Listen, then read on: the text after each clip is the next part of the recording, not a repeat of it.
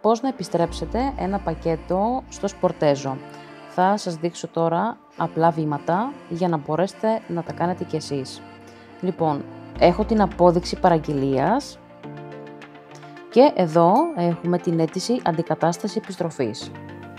Αυτό που θα κάνουμε λοιπόν τώρα εδώ είναι θα πάρουμε το κινητό, μπαίνουμε στο ίντερνετ, πατάμε για σκένερ και ερχόμαστε εδώ, μας βγάζει το Sportezo και είμαστε εδώ τώρα να συμπληρώσουμε τα στοιχεία μας.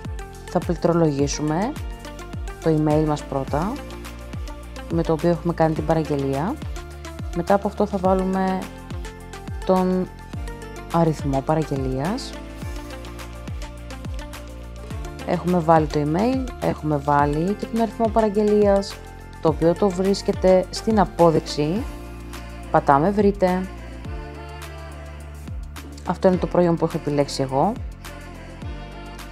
Και πατάμε αντικατάσταση με άλλο προϊόν μέγεθος, επιστροφή προϊόντος και επιστροφή χρημάτων.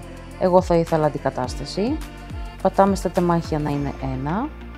Μετά πατάμε ηλεκτρονικό πορτοφόλι, λόγος επιστροφής, μικρό μέγεθος, θέλει μεγαλύτερο. Εδώ μπορούμε να γράψουμε.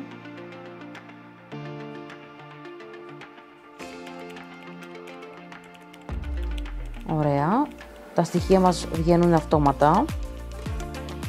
Εδώ θα επιλέξω μόνο τον ταχυδρομικό κώδικα της περιοχής μου. Αν δεν υπάρχει, μπορείτε να βάλετε το κοντινότερο κατάστημα στην περιοχή σας. Έχω βάλει της Ρόδου και πατάμε στείλτε έτοιμα.